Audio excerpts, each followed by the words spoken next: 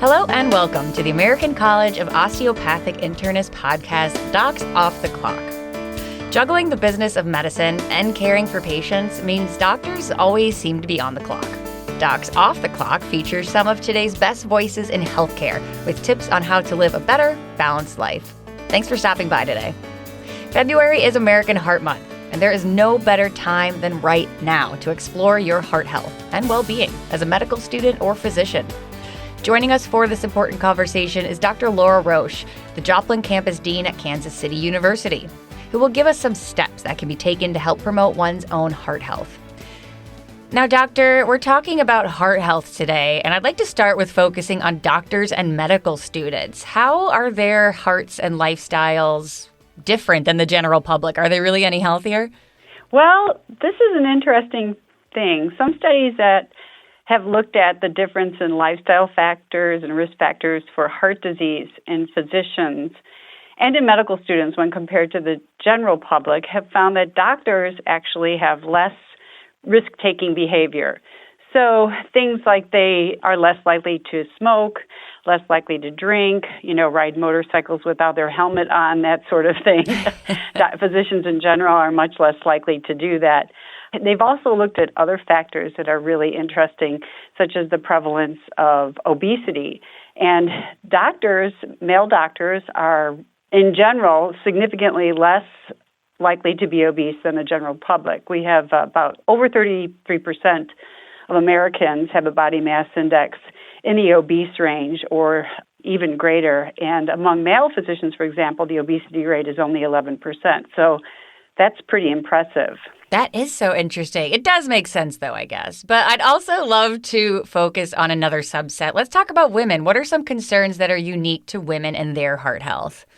Well, we do know that for years and years and years, and since the 1980s, women's health, especially women's heart health, didn't really account for a lot of the research. And it wasn't until later when the National Institutes of Health began to investigate more the incidence of heart disease. Heart disease among women is the number one cause of death for women in the United States. It still remains significant. And when they looked back at some of the studies and some of the prevalence of heart disease in women, it was found that one of the leading causes of missed detection and diagnosis of heart disease in women was that the symptoms of heart disease in women can present atypically. For example, a woman might present with shortness of breath, with some nausea and dizziness. I have a really good friend who was putting her laundry away one day, and this is just so typical women, right, in the house, cleaning, cooking, putting everything away, running around like, I'll get to it.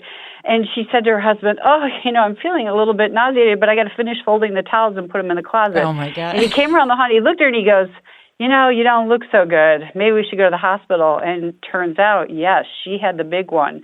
Oh, my goodness. She was experiencing angina, and she had heart disease. And her symptoms were, a little bit nausea, a little bit of regurg, headaches and fatigue. And the other interesting thing, I think, is that you can have symptoms of, for example, sudden and random sweating, kind of like menopause-type symptoms, right? And women might think, this is just a hot flash, or this will just go away. But when in reality, if you have some of the underlying risk factors for heart disease, it can actually be a manifestation of the symptoms of a heart attack.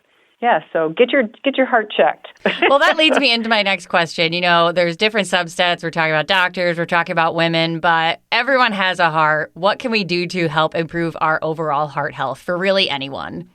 Oh, for everyone. Well, 5 really, really simple things that are going to make a big impact that you can do just almost right away. The first is a healthy diet.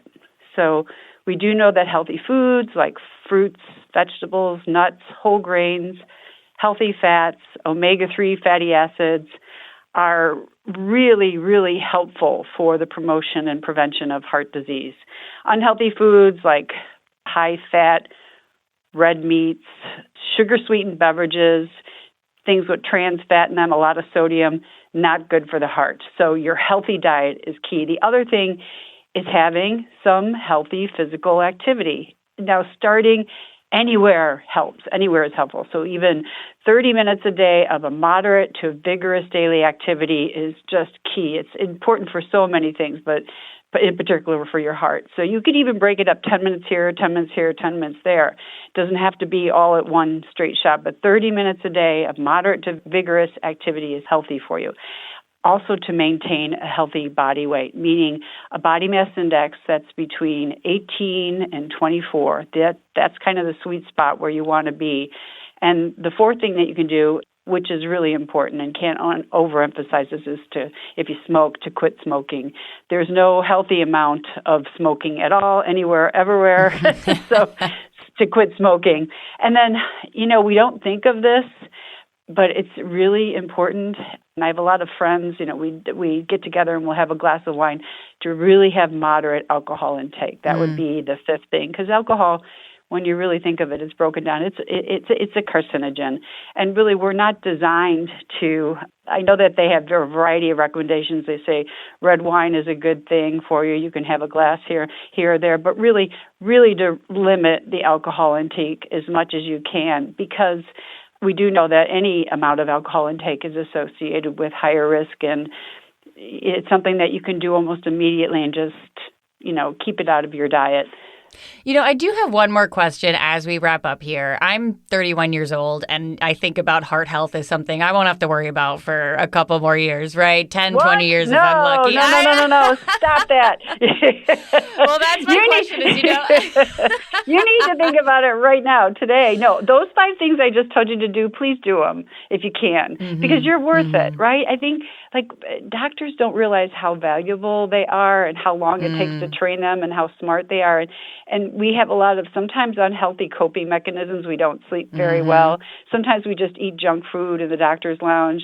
We don't watch our weight or might smoke to even cope with the stressors of what we have to deal with every day. And that extends, that can extend all the way down to starting at the age of 20. You can be diagnosed with heart disease, right? So any of those other kind of risk factors that you might have, if you smoke, if you're overweight, if you don't have healthy physical activity, you are at higher risk. And I think it really starts with your mindset that you are a valuable person, that you have much to contribute in terms of practicing medicine and taking care of your patients, to take care of yourself with these type of behaviors, because we do know that physicians' health practices strongly influence their patient health practices, right? Obese doctors are more likely to not address issues of obesity with their patients. Isn't that interesting? That's fascinating. Or if physicians smoke, they're not going to talk to their patients about smoking, because this is what they do. So promoting your own healthy lifestyle really leads to significant influence on your patient's health habits. And talking about prevention and health promoting behaviors is really key to substantially reducing any time of cardiovascular risk when taking care of patients. Well, just for the record, I am going to my primary for the first time in a long time next week. So I'm getting back into it. Do you do those 5 things? Do you do those 5 things? You eat a lot of fruits and vegetables, and I try. You're active. I do. I do a lot of yoga. Good. I'm getting better at being plant-based, so I feel good about it. But I know I need to do a little more, and that's why. Yay! Well, on a physiologic level, it makes a big, and it helps your brain. And I think probably one thing that isn't always emphasized, but I think about more now that I'm getting older, is the importance of sleep, right? It's very restorative. And I don't want to develop any dementia. So we do know that sleeping, getting adequate sleep between 6 and 8 hours a night is really important. And I know a lot of doctors, it's a challenge to get that kind of sleep because they're very busy, but to try to maybe focus on restructuring your schedule or your day, particularly as you age, to get more sleep, to help prevent not only heart health, but, your emotional health and your physical health and well-being. Well, Doctor, I appreciate the reminders. We appreciate your time here today. February is American Heart Month. Is there anything else that we need to know? We touched on a lot, but did we miss anything? Well, I know I was going to mention briefly about the medical students. Please, go ahead. You know, what's really interesting, there hasn't been a whole heck of a lot of studies that looked at medical students and their health, but when they've compared the association between medical students' lifestyles and their attitudes toward prevention and counseling, it's very similar to the physicians. The medical students who take care of themselves, eat better diets, have more healthy lifestyles and behaviors are more likely to help their patients with those type of behaviors as well. They're more likely to counsel them on their weight, their smoking, their health habits because they know that it's important and they live that lifestyle. So, yeah, isn't that interesting? It's crazy how it all stems back. You know, it's a cycle, right? Yeah. A little so bias. Get yourself get yourself a skinny doctor, right? That's what Zig Ziglar used to say. I want them to be a runner. I want them to be. Yeah, Ziglar. I remember he always said this: "You want to lose weight? Get yourself a skinny doctor." So, they're doing something. Beautiful. So. Well, Doctor, thank you so much for your time today. We appreciate it so much. We know everyone's busy, but it really helps us out. Yeah, it was my pleasure. Thank you. Take care. Have a great day. Well, this has been Docs Off the Clock. We look forward to future podcasts where we will continue to explore issues of importance to you. For additional information, please contact the ACOI directly at 1-800-327-5183. That's 1-800-327-5183. Or visit our website at acoi.org. Be sure to follow us on Facebook, LinkedIn, and Twitter, and you can also email us at acoi@acoi.org. Until next time, be well.